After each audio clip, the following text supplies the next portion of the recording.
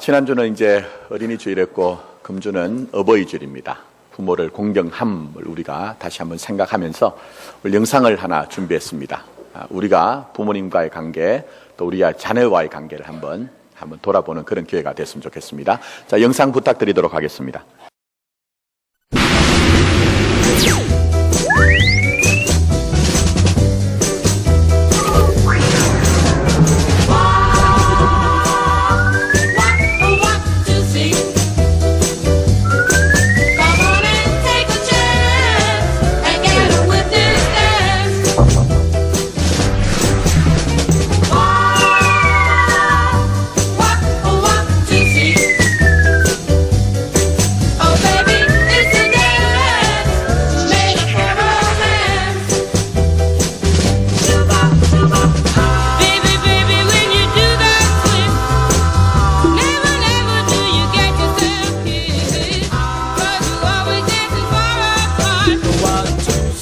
Girl is a really smart.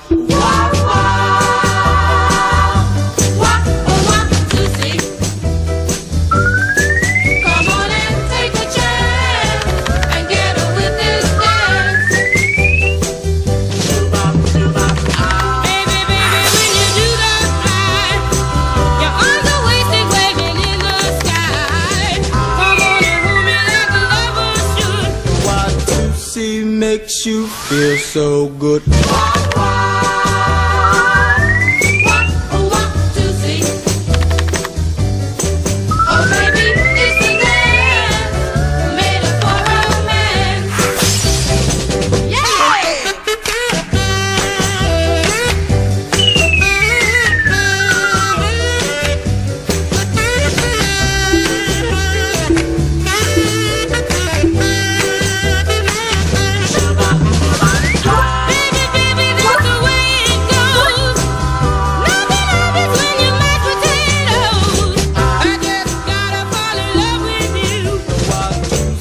Is the dance to do.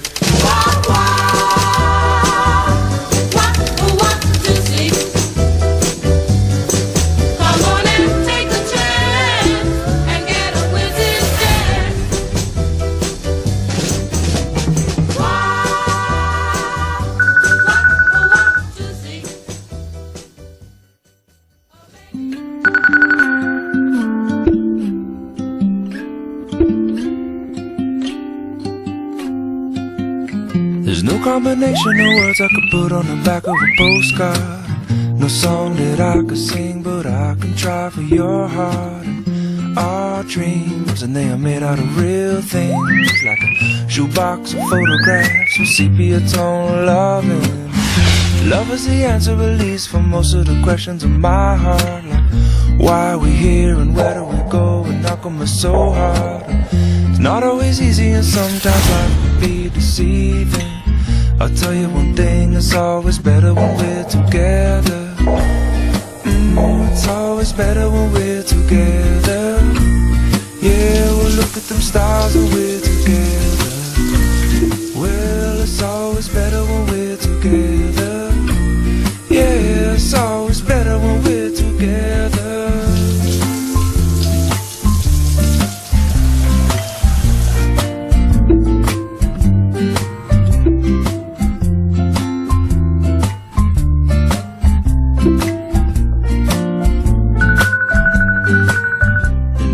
Moments just might find their way into my dreams tonight, but I know that they'll be gone when the morning light sings or brings new things.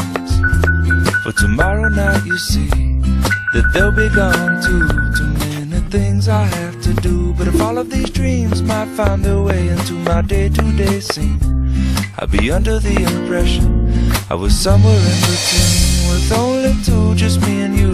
Not so many things we got to do, or places we got to be. We'll sit beneath the mango tree now. Yeah, it's always better when we're together.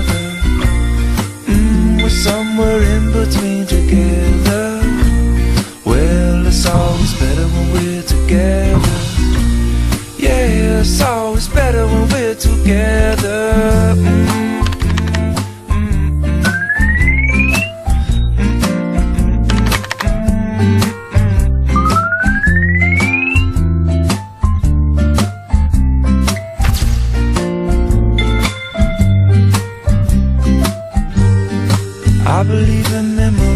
days they look so pretty when I sleep. Hey now and when I wake up, you look so pretty sleeping next to me. 가까운 관계가, 익숙한 관계가 사실은 이제 칭찬하기가 쉽진 않은 것 같아요. 그래서 이제 관찰이 관심으로 바뀌는 그런 것들 굉장히 중요한 것 같습니다. 근데 마지막 하나의 그 칭찬 일기 결론이 좀 맹랑하죠. 내용이 이렇습니다. 그래도 두려워하지 않고 또 겁내지 않고 부모님을 칭찬한 나에게 나도 참 괜찮은 사람 같아. 마지막은 자기에게 돌아오고 있어요. 저는 이게 맹랑하다기보다는 이 안에 이제 축복의 원리가 숨겨져 있다고 그렇게 생각합니다. 이 아이가 부모님의 어떤 좋은 점을 발견하니까 나 자신도 괜찮은 사람이야 하고 자기를 해석해내잖아요. 그게 바로 이제 성경적인 축복의 원리입니다. 비유적으로 말씀드리면 부모의 산에 오를 때 우리는 축복의 산에 오를 수 있습니다. 부모를 이해하고 부모를 수용할 때만 하나님이 내게 주신 그 축복을 진실로 누릴 수가 있다는 거예요. 자, 오늘 본문 말씀 간단한 말씀이죠. 말씀을 보시면 내 부모를 공경하라. 그리하면 너희 하나님 나 여호와가 내게 준 땅에서 내 생명이 길리라. 이렇게 말씀했습니다. 너무 익숙한 말씀이죠. 인류의 보편적인 어떤 도덕과 윤리는 부모를 사랑하고 부모를 공경하는 것을 요청합니다. 기독교에 또 거기에서 제어가 될 수가 없어요. 그러나 오늘 본문의 말씀은 그런 기본적인 것뿐만 아니라 사실은 더 깊은 진리를 담보하고 있다는 것입니다. 오늘 본문 말씀은 십계명의 5번째 말씀입니다. 자, 그래서 우리가 이 십계명 이렇게 얘기하면 우리에게 이렇게 살라고 해서 10가지의 계명을 주셨구나 이렇게 이해를 합니다. 근데 그 정도는 아니고요. 수요 기도회에 하나님의 구원 경영을 공부할 때 나오신 분들이 오래되어서 기억을 하실지 모르지만 제가 이 십계명이란 말을 이제 설명을 드렸습니다. 히브리어는 아슈레트 하드바림이란 말인데 10가지 말씀, 10가지 진리 이렇게 이해를 하시면 됩니다. 자, 그러니까 무슨 얘기냐? 보기에는 10가지의 삶의 준칙을 주신 것 같아요. 근데 그 준칙을 주신 것뿐만 아니라 사실은 10가지의 계명을 통해서 하나님의 말씀과 진리를 우리에게 설명하고 있다는 거예요. 그러니까 내 부모를 공경하라 하는 것도 육신의 부모를 공경하라는 기본적인 뜻이 있지만 그 부모와의 관계를 통해서 진짜 아버지 하나님, 영의 아버지 하나님과의 관계가 어떻게 돼야 되느냐 하는 진리를 말씀을 설명하고 있다는 것입니다. 여러분이 성경을 읽기도 하고 묵상을 하기도 하시죠. 그런데 이 성경은 전부 다 하나님과의 관계를 우리에게 설명해내잖아요. 자, 예를 들면 아가서를 읽어보시면 표면적으로 남녀 상렬지사가 나와요. 근데 그게 하나님의 말씀 성경 안에 들어와 있거든요. 왜 그렇습니까? 바로 솔로몬과 술라미의 여인의 관계를 통해서 어떤 것을 설명해내고 있습니다. 술라미의 여인은 피부가 금띠검은 여인입니다. 또 그리고 형제들에게조차 인정받지 못하던 볼품없는 여인이에요. 그런데 이 왕이 솔로몬이 일방적으로 사랑하는 그 사랑을 통해서 우리가 아직 죄인되었을 때 우리를 사랑하신 그 아버지 하나님을 설명해내는 것이 아가서의 말씀이거든요. 그러니까 이 오늘 말씀 가운데 내 부모를 공경하라. 그리하면 내가 내게 준 땅에서 내 생명이 길리라 하는 말씀, 이를 통해서 다시 한번 말씀드립니다만 여러분과 하나님과 여러분의 관계를 설명해내는 말씀이 진리가 그 가운데 숨어져 있다는 거예요. 자, 그러면 그것이 무엇일까요? 자, 첫 번째, 하나님은 나의 나된 것은 하나님 때문이라는 것을 알라고 말씀하세요. 나의 나된 것은 하나님 때문이다.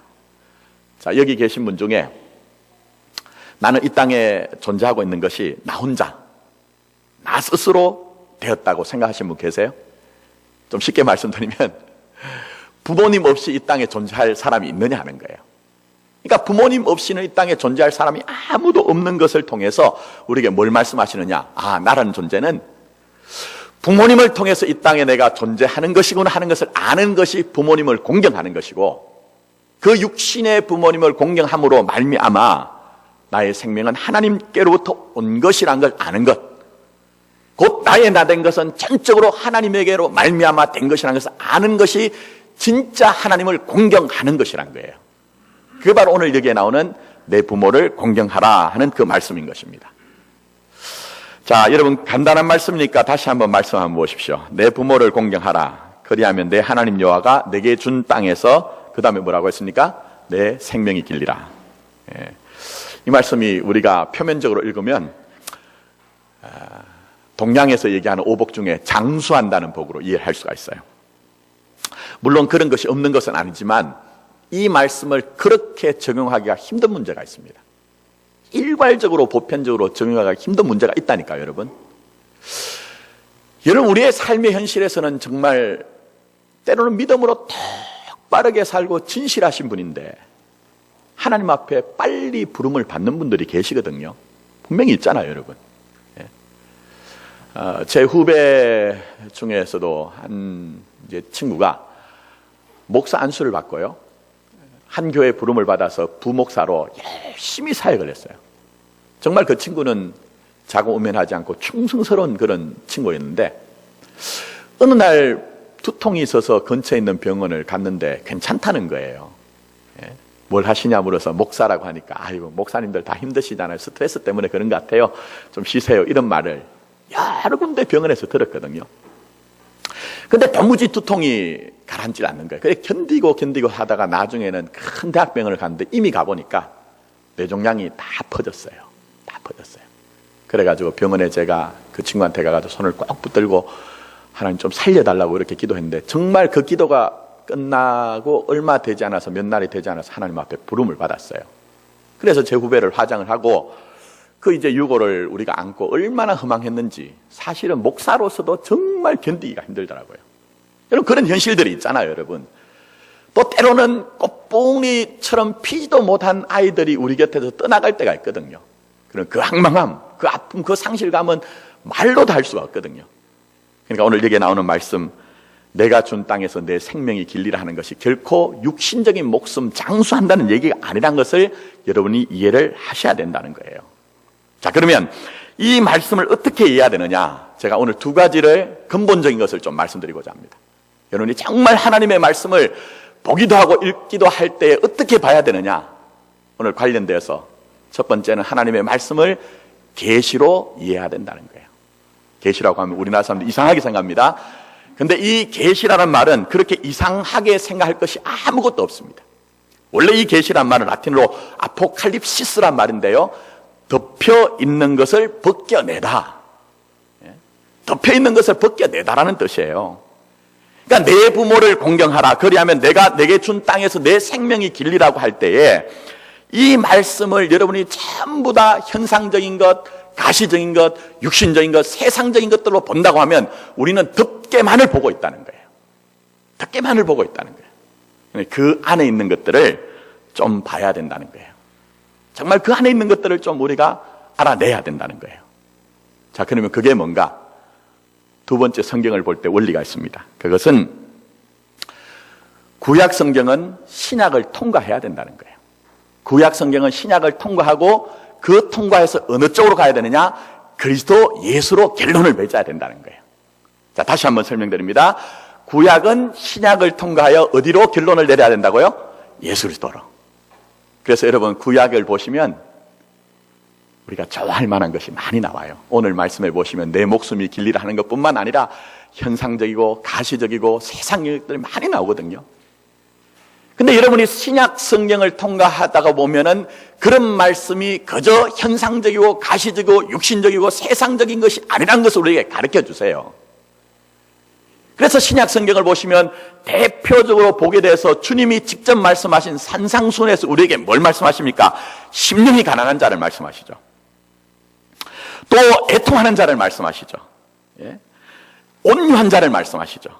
의에 줄이고 목마른 자, 긍휼히 여기는 자, 이런 것들을 전부 다 이것이 복이다고 말씀하시면서 그 복은 바로 예수 그리스도라고 우리에게 가르쳐 주시는 거예요. 그러니까 제가 오늘 두 가지, 오늘 본문과 관련이 있기도 하지만 더 좀 넓게 보자면 이 두 가지를 꼭 기억해야 된다는 거예요. 자, 그러면 올여기에 이 말씀을 보실 때 우리가 하나님 잘 믿고 부모님을 공경하면 장수하겠구나, 이렇게 이해를 하시지 않아야 된다는 것을 느끼셔야 된다는 겁니다. 자, 그러면 내 부모를 공경하라. 그리하면 내 하나님 여호와가 내게 준 땅에서 내 생명이 길리라 하는 것은 무슨 뜻입니까? 우선 보실 것은 부모를 공경하는 것과 생명을 연관시켜 놨어요. 부모를 공경하는 것과 생명을 관련을 시켜놨어요. 이것은 결국 내 생명이 누구에게로부터 왔다는 거죠? 육신의 부모님으로부터 왔다는 것을 알라는 거예요, 여러분. 내 생명이 이 모양 저 모양으로 열심히 사는 것처럼 우리에게 보이지만 근본적으로 내 육신의 부모님으로부터 내 생명이 있는 것이고 내가 존재하는 것이기 때문에 그것을 알아차리는 것이 부모를 공경하는 것이고, 내 육신의 부모와의 관계 속에서 그것을 공경함으로 말미암아 진짜 내 생명은 아버지 하나님으로 말미암아 된 것이라는 것을 알아차리는 것, 이게 내 부모를 공경하라는 첫 번째 뜻이라는 거예요, 여러분. 여러분, 다시 한번 설명드립니다.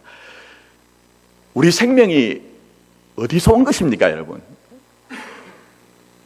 우리 잘 한번 보시면 우리의 생명은 내가 있고자 해서 있는 것이 아니고 있게 되어진 것이 바로 우리 자신이에요.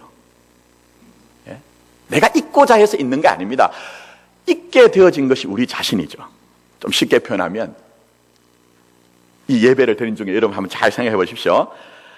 내가 이 땅에 어떤 부모님의 아이로 태어날 때 내가 나 스스로 나는 이런 부모님에게 태어나야지 생각하고 판단하고 또 계획하고 실행을 해서 내가 그 부모님에게 아이로 태어나신 분이 계세요, 여러분?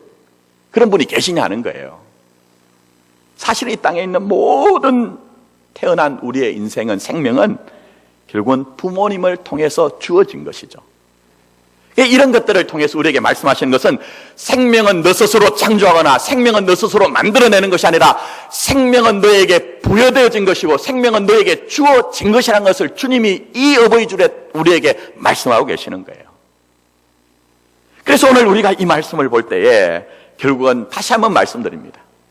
아, 내 인생이 육신의 부모님을 통해서 내가 이 땅에 존재하는 것이구나 하는 것들을 아는 것이 부모님 공경하는 것이고, 그 정도에서 머무는 것이 아니고 영의 아버지 하나님과의 관계 속에서 하나님, 내 생명은 하나님께로부터 출발하고 하나님께로부터 돌아가는 것입니다. 그렇기 때문에 나의 나 된 것은 전적으로 하나님의 은혜로 된 것입니다 하는 고백이 우리에게 일어나야 된다는 거예요. 제가 어릴 때부터 어른들 예배를 좀 많이 드렸습니다. 저희 부모님들이 저를 어른들 예배를 데리고 다니셨기 때문에. 예전에 목사님들이 하셨던 그 예화들이 저한테 많이 아직 기억이 나는데요. 한 부흥 강사 목사님이 교회 오셔서 이런 예화를 하셨어요. 그런데 저는 아직도 의문이, 그 나라가 어떤 나라인지 모르겠어요. 이런 예화를 하셨습니다. 아프리카의 어느 나라에 사절단들이 유럽의 어느 나라를 갔답니다. 근데 깜짝 놀랐답니다. 선진문물에. 그 가운데 하나가 뭐냐면 호텔에 이제 묵게 됐는데, 뭐 워낙 편리하잖아요. 그런데 그 호텔에 깜짝 놀란 것 중에 하나가 수도에 그들이 깜짝 놀랐다는 거예요. 꼭지만 돌리면 물이 콸콸콸콸콸 쏟아지니까 그 당시에 얼마나 놀랐던지 이 사람들이 정말 깜짝 놀라고 그에 대한 부러움이 있었대요. 그래가지고 그 수도 꼭지에 대해서 이제 거기 있는 사람들한테 물어서 그걸 하나를 구했답니다. 그래서 그걸 아주 귀하게 포장을 해가지고 자기 나라에 가가지고 그 수도 꼭지를 드디어 이제 벽에다가 꽝 박고는 벅찬 가슴을 안고 수도 꼭지를 돌렸답니다. 여러분, 수돗물이 콸콸콸 쏟아졌을까요? 안 쏟아지죠. 안 쏟아져요. 수도 꼭지가 물을 내는 것처럼 보이지만 사실 근본적인 것은 수원지가 있어야 그 물이 여기에 연결될 때 그 물이 쏟아지는 거예요, 여러분. 근데 우리는 많은 경우에 마치 그 아프리카의 어떤 나라의 사절단들이 오해했던 것처럼 우리는 우리의 인생에 대해서, 우리의 생명에 대해서 많은 착각을 합니다. 조금만 기회가 있으면, 조금만 능력이 우리가 되어지면 하나님 없이도 얼마든지 내 인생을 나는 잘 살 수 있다고 착각을 해요. 생명에 대해서조차도 생명을 주신 분이 창조주 하나님이시고 만드신 분이 하나님이신데 내가 내 생명에 대해서, 내 인생에 대해서 내가 마음껏 할 수 있다고 생각을 해요. 그래서 예레미야 선지자가 하나님의 음성을 듣고 그 하나님의 말씀을 이스라엘 백성들에게 전한 그들의 두 가지 죄악이 있습니다. 그 죄악이 무엇입니까? 너희들이 너희들이 생수에 거는 데는 나를 버린 것이야. 너희들이 생수에 거는 데는 나를 버린 것과 너희들 스스로 웅덩이를 판 것인데 그것은 물을 저축지 못할 웅덩이라고 우리에게 아주 신랄하게 준열하게 우리 하나님 우리에게 말씀하신 것이에요. 그래서 오늘 이 어버이주일 여러분이 여러분의 육신의 부모님들을 잘 공경하십시오. 사랑함으로 공경하십시오. 그 첫 번째는 바로 내 존재가, 내 생명이 육신의 부모님으로 말미암아 존재한다는 것을 인정하는 것. 더 나아가서는 그 육신의 부모님과의 관계를 통해서 생명은 나에게 주어진 것이고 그 생명을 주신 분은 영의 아버지, 영원한 아버지가 내게 생명을 주셨기 때문에 나의 나 된 것은 하나님의 은혜라는 고백이 여러분의 회복되는 이 예배가 되기를 원합니다. 두 번째로 하나님 우리에게 말씀하신 것이 있습니다. 하나님은 우리를 생명으로 살게 하신다고 말씀하세요. 생명으로 내가 너희들을 살게 하신다 말씀하고 계십니다. 오늘 본문 말씀 보시면 내 하나님 여호와가 내게 준 땅에서 내 생명이 길리라. 이건 이미 여러분들이 이제 목숨 오래 사는 것이구나, 장수하며 사는 것이구나 하는 것이 아니란 것을 이제 알아차리셨어요.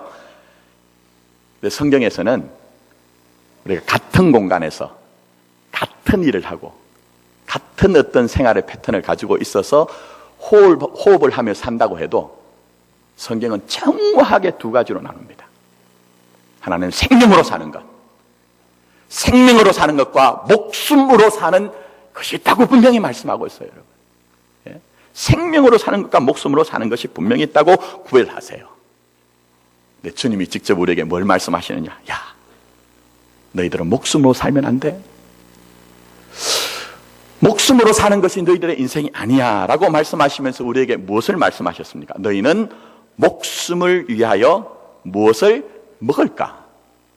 무엇을 마실까? 몸을 위하여 무엇을 입을까? 뭘 하지 말라고요? 염려하지 말라 얘기하셨어요. 염려하지 말라. 그러니까 오늘 본문의 말씀, 내 하나님 여호와가 내게 준 땅에서 내 생명이 길리란 이 말씀은 우리가 세상 염려로 사는 것이 바로 목숨으로 사는 것이다. 세상에 끊임없는 그 염려로 사는 것이 목숨으로 사는 것이다. 그렇다면 세상의 염려로 사는 것이 아닐 때에 그것이 바로 진정한 생명으로, 영생으로 사는 것이라고 분명히 말씀하시는 거예요, 여러분. 근데 문제는 이것입니다, 여러분. 우리가 나 혼자 스스로 생명으로 살 수 있느냐 하는 거예요. 내가 나 스스로 생명으로 살 수 있는가 하는 거예요. 제가 한번 여러분, 그것이 불가능하다는 것을 한번 여러분에게 한번 증거로 한번 제시를 해볼게요. 여러분이 스스로 한번 자문자답 한번 해보십시오. 간단한 겁니다. 지금 예배를 드리고 계신데 나는 살아가면서 전혀 어떤 염려 없이 정말 하나의 한 톨에 한 트럭의 염려도 없이 나는 그렇게 믿음으로 삽니다 하시는 분 계세요, 여러분. 한번 잘 생각해 보세요. 만약 진짜 내가 그런 사람이라고 하면 예배 끝나고 난 후에 저한테 조용히 오십시오.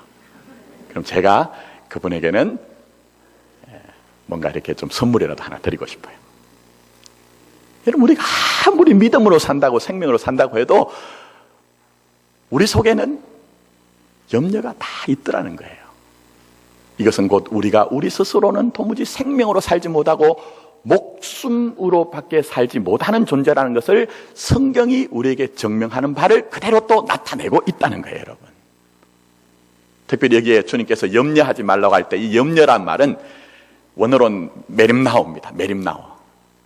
이게 무슨 말이냐? 나누어져 있다, 쪼개져 있다는 거예요. 여러분, 한번 잘 보십시오.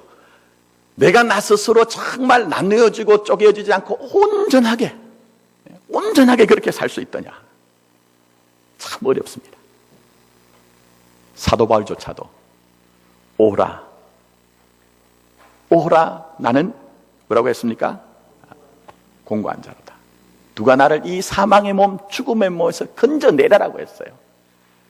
근데 왜 사도 바울이 그렇게 고백을 하고 탄식하느냐? 물론 구원받기 전이냐 구원받기 이후냐 하는 것들에 대해서는 신학자들이 여러 가지 의견이 있지만 그 대사도 바울도 믿음의 사람이요 은혜의 사람이요 사명의 사람이었던 이 사도 바울도 오라 나는 권고한 사람이로다 누가 나를 이 사망의 몸에서 건져내라 탄식과 절망이 있었거든요.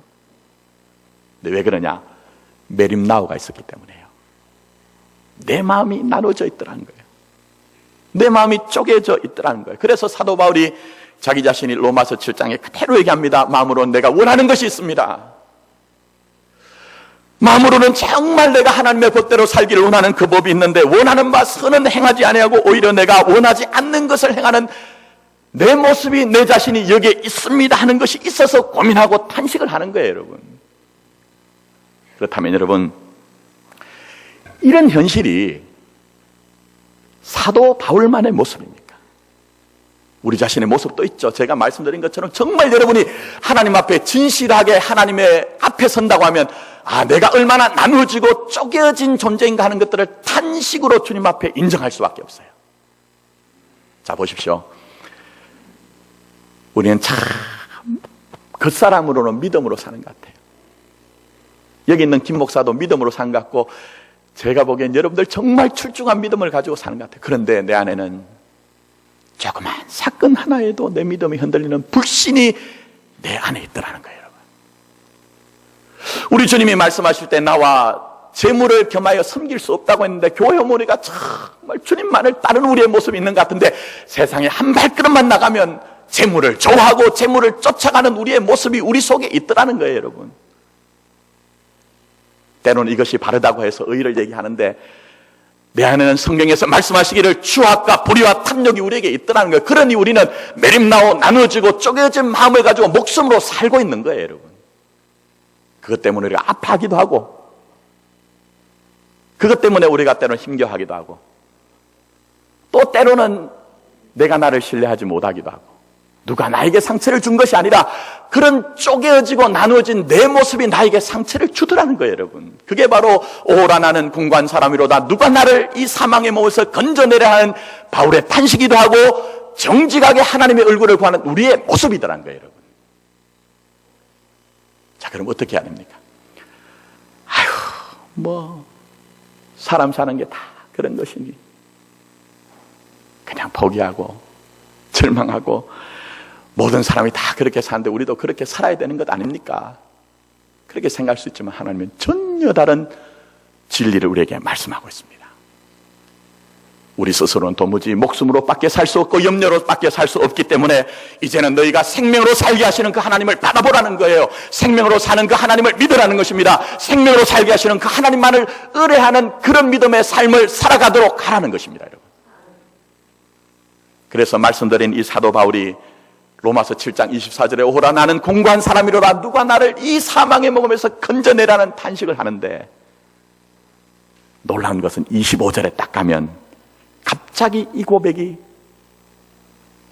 바뀌어지기 시작합니다. 놀랍게 바뀌어지기 시작합니다. 우리 주 예수 그리스도로 말미암아 하나님께 어떻게 하리로다? 감사하리로다. 감사하리로다. 감사하고 찬양을 하는 거예요. 근데 더 놀라운 것은 자기의 영적 현실이 바뀌었기 때문이 아닙니다.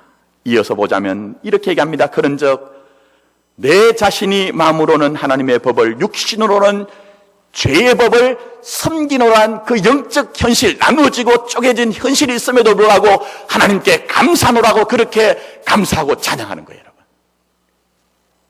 그럼 여러분 생각해 보십시오. 사도 바울이 너무 고민이 깊어서 지금 정신이 이상해진 겁니까, 여러분? 쟁투를 하고 쟁투를 하다 보니까 나중에는 정신줄, 마음줄을 놓아서 지금 이렇게 지금 고백하는 것입니까? 그게 아닙니다. 사도 바울이 깨닫는 바가 있습니다. 그 이어서 사도 바울은 이렇게 얘기합니다. 그런즉 내 자신이 마음으로는 하나님의 법을, 육신으로 죄의 법을 섬기노라 하고 난 후에 바로 이어서 뭐라고 얘기를 하느냐? 이런 얘기를 합니다. 그러므로 이런 영적 현실, 나눠지고 쪼개진 현실이 있는데, 그러므로 이제 그리스도 예수 안에 있는 자에게는 결코 뭐가 없느니라? 정죄함이 없느니라. 정죄함이 없느니라. 이는 그리스도 예수 안에 있는 생명의 성령의 법이 죄와 사망의 법에서 너를 해방하였음이라고 얘기를 하는 거예요, 여러분. 무슨 얘기입니까, 여러분?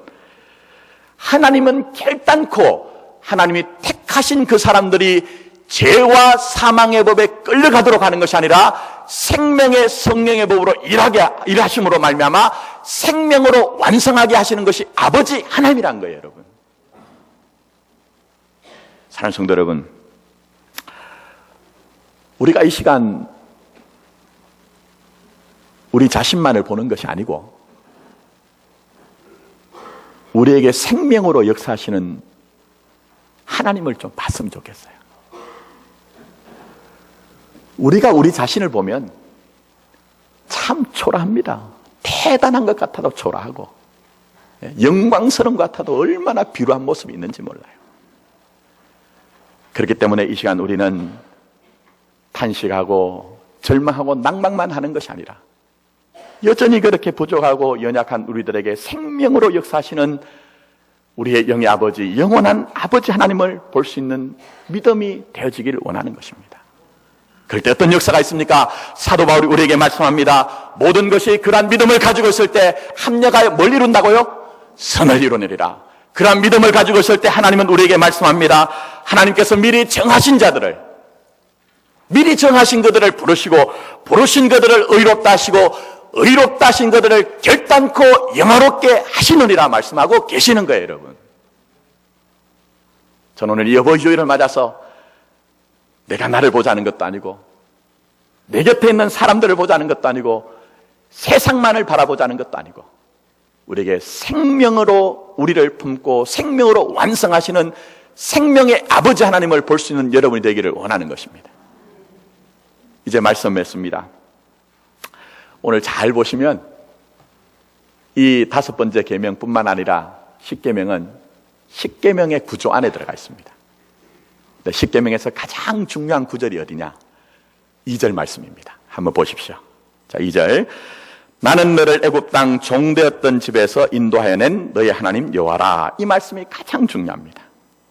자, 하나님은 이스라엘 백성들이 원래 애굽의 종 노릇하며 살았는데 애굽의 종으로 사는 것을 절대로 용납하지 아니하시고 하나님의 백성, 하나님의 자녀로 일하시는 것으로 일을 하나님이 하신다는 거예요. 역사를 하신다는 거예요. 자, 그렇다면 내 부모를 공경하라. 그리하면 내 하나님 여호와가 내게 준 땅에서 내 생명이 길리라는 이 말씀은 결국 뭡니까?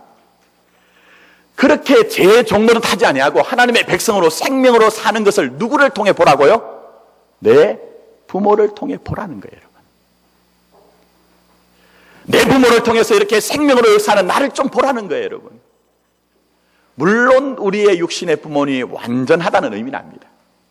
아신 것처럼 이스라엘 백성들 때는 하나님을 믿지 못했습니다. 말씀하심에도 불구하고 오해하고 곡해하고 하나님 앞에 반항하기도 했습니다. 그러나 그런 연약한 인생들을 결국 하나님은 그들 전부를 생명으로 품고 생명으로 살게 하시다가 생명으로 완성하신 것이 아버지 하나님입니다. 이제 이 어버이 주를 맞아서 이스라엘을 이스라엘 되게 하신 아버지 하나님의 뜻을 알고 나의 나 된 것은 뭐라고요? 다 하나님의 은혜로 된 것입니다 하는 그런 믿음이 여러분에 회복되고 또 더 나가서 애굽의 종로를 하던 이스라엘 백성들을 전부 하나님의 백성으로 인도하신 것처럼 허물과 죄로 죽었던 우리들을 살리신 그 하나님의 생명 가운데 우리가 있다는 것을 알고 이제 믿음으로 영의 아버지, 영원한 아버지 하나님을 진짜 공경하는 교회, 그 아버지 하나님을 진짜 공경하는 우리 삶이 되기를 예수님의 이름으로 축복합니다. 아멘. 기도드리도록 하겠습니다. 어버이 주를 맞았습니다. 육신의 어버이가 계시기 때문에 내가 존재한다는 것을 인정하게 하여 주셔서 그러므로 말미암아 우리가 이것 인정하게 되면 곧 부모를 공경함을 통해서 내 생명이 어디서 출발한 것이며 어디로 돌아가는 것을 알기 때문에 하나님 앞에